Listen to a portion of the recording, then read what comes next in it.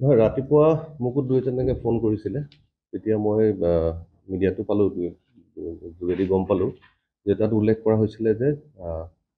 বাতৰিটো এনেকৈ প্ৰচাৰ কৰা হৈছিলে যে যোৰহাট চিকিৎসা মহাবিদ্যালয় কৰ্তৃপক্ষই অমানৱীয় মানে ব্যৱহাৰ কৰিছে আৰু অমানৱীয় পদ্ধতি লৈছে আৰু দুজন ৰোগীক মৰিনী ষ্টেচনত গৈ পেলাই থৈ আহিছে বুলি কয় আৰু এইটো তাত উল্লেখ কৰা হৈছে যে তেখেতলোকৰ ভৰিত প্লাষ্টাৰ আছিলে খবৰটো গম পোৱাৰ লগে লগে মই যিহেতু প্লাষ্টাৰটো হাড় ভাঙিলে লগোৱা হয় অস্থিৰোগ চিকিৎসা আমাৰ বিভাগৰ মুৰব্বীক মই ফোন কৰি মই তেখেতক কথাটো গোটেইখিনি জানি বুজি লৈ এটা মোক ৰিপৰ্ট দিবলৈ মই তেখেতক মই আদেশ দিলোঁ দিয়াৰ পিছত তেখেতে যিখন মোৰ কাগজ আহিছে তাত লিখা আছে যে আপোনাৰ ইয়াত কিন্তু আননোন পেচেণ্ট কোনো ইয়াত মই নাম যদিও কৈছে মই নাম নাজানো আননোন ইয়াত নাম নজনাকৈ তেনেকৈ দুজন পেচেণ্ট ইয়াত আহিছিলে তেখেতলোক এজন আহিছিলে আপোনাৰ 12 নৱেম্বৰত এজন আহিছিলে আপোনাৰ 27 নৱেম্বৰত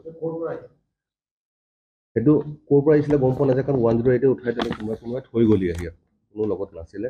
কিন্তু তেখেতলোকে দুইজনে যিখিনি চিকিৎসা দিব লাগে গোটেইখিনি বা যিখিনি পৰীক্ষা কৰিব লাগে গোটেইখিনি যোৰহাট চিকিৎসা মহাবিদ্যালয়ৰ ফালৰ পৰা গোটেইখিনি কৰা হৈছিলে আৰু গোটেইখিনি আমি কোনো তাত যে যিটো কথা ওলাইছে কোনো এটা পইচা কথা নাছিলে কোনো ফিজ দিবলগীয়া হোৱা নাই ফ্ৰীকৈ গোটেই চিকিৎসা আৰু ডক্টৰসকলো নিজেও লাগি যিখিনি যথাসম্ভৱ যিখিনি পাৰে সহায় সহযোগ আগবঢ়াইছিলে তাৰপিছত 1 তাৰিখে এই পেচেণ্টকেইজন তেখেতলোক এবস্কন হৈ গ'ল মানে যেতিয়া ৱাৰ্ডত বিচনাত নোপোৱাতে আমাৰ এটা নিয়ম পদ্ধতি আছে আমি পুলিচক জনাওঁ বস্তুত তেখেতলোকে জনাইছে পুলিচক 1 ডিচেম্বৰত হয় ইমানখিনি কথা আৰু এটা কথা আপোনাৰ যিটো অমানৱীয় যিটো কথাটো ওলাইছে আপোনালোকক মই অনুৰোধ জনাম বৰ্তমান আমাৰ মেডিকেল কলেজত তেনেকুৱা বহুকেইজন ৰোগী আছে যাৰ কোনো নাই বা তেখেতলোকৰ পৰিচয়টো অৱস্থা বেয়া হৈ আহিছিলে পৰিচয়টো এতিয়া পোৱা গৈছে এতিয়াও তেখেতলোকে আমাৰ ইয়াতে আছে কাৰোবাৰ বছৰো হৈ গৈছে কিন্তু তেখেতলোক এতিয়াও আছে সেই বিষয়টো আপোনাৰ গমটোতো পোৱাৰ পিছত যেতিয়া গম পাইছে লগে লগে জনোৱা হৈছে পুলিচক তেখেতলোকে জনাইছে হয় সেইটো আমাৰ নিয়মে হয় যিকোনো ৰোগী যেতিয়া এবস্কন বুলি কওঁ আমি আমাৰ ঘৰত যেতিয়া নিৰ্দিষ্ট বিচনাত যেতিয়া ডক্টৰে যেতিয়া চাব লগত নেপায় তেতিয়া আকৌ অকণমান দেৰি ৰখি চাই নাপায় তেতিয়াহ'লে আমি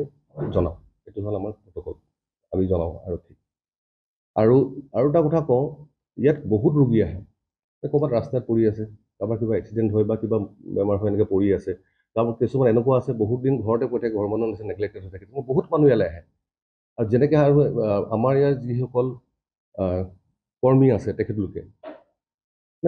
বিচনা পত্ৰ মানে হাগা মেলা এইবিলাক কৰি চব নিজে চাফা কৰে এনেকুৱাও আছে সেইকাৰণে মই আপোনালোকক অনুৰোধ জনাইছোঁ যে এতিয়া বৰ্তমান যিজন ভৰ্তি হৈছে আপোনালোকে গৈ খবৰ ল'ব পাৰে আছে কোনো নাই তেখেতলোকৰ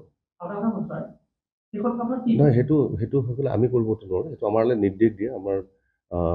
কোৰ্টৰ পৰা আমাৰ নিৰ্দেশ আহে যেতিয়া তেনেকুৱা এটা বডি যেতিয়া পোৱা হয় ক'ৰবাত পুলিচে যেতিয়া পাই আমাৰ মৰ্গত থৈ আহে মোলৈ অফিচিয়েলি কাগজ আহে যে এইটোত বডি এটা পোৱা গৈছে নে কাৰ গৰাকী আমি বিচাৰি পোৱা নাই তেখেতলোকক ট্ৰেছ কৰিব নোৱাৰে মানে ঘৰৰ মানুহ কোনোবি তেনেকুৱা পালে আহে আমি এইটো মৰ্গত ৰখা হয় আৰু নিয়ম এটা আছে 72 ঘণ্টালৈ যেতিয়া কিন্তু আমালৈ নিৰ্দেশন আহে কাগজ আহে যে এতিয়া আপোনালোকে বডিটো নিয়ম অনুসৰি যেনেকৈ যি কৰিব লাগে পিছত সেইখিনি CCTV ফুটেজ আমি এতিয়ালৈকে চোৱা নাই কেনেকৈ ওলাইছে সেইটো চাব লাগিব এইটো এতিয়া কাৰণ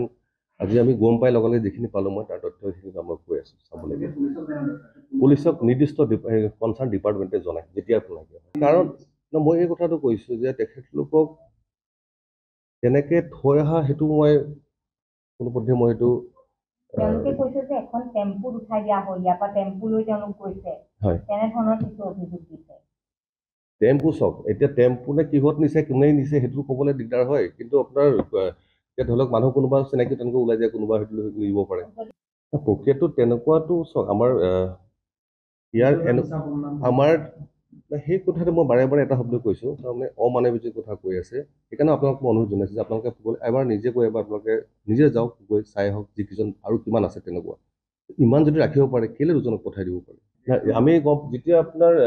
তেখেতৰ মই যিটো ক'লোঁ আপোনাক নিৰ্দিষ্ট বিভাগে যোনটো বিভাগত ৰোগী ভৰ্তি হৈ থাকে তেখেতলোকে আৰু খবৰ দিয়ে সেইটো নিয়ম দিবই লাগে